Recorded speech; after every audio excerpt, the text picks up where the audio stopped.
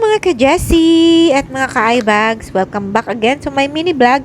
And for today's video ay gagawa tayo ng garlic at ilalagay natin sa malinis na jar. So hindi na natin kailangan na magdikdik pa. Ang gagawin lang natin, ilalagay lang natin ng mantika at konting asin. Tapos i-grind natin or chopper, ilalagay natin sa chopper.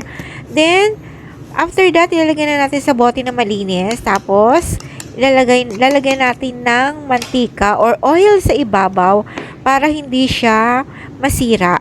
After that, ilalagay na natin siya sa freezer para hindi na po tayo magdikdik kada magluluto tayo. Ganyan ang ginagawa namin dito sa Saudi Arabia. At pwede nyo rin tong gawing negosyo dyan sa Pilipinas or all over the world.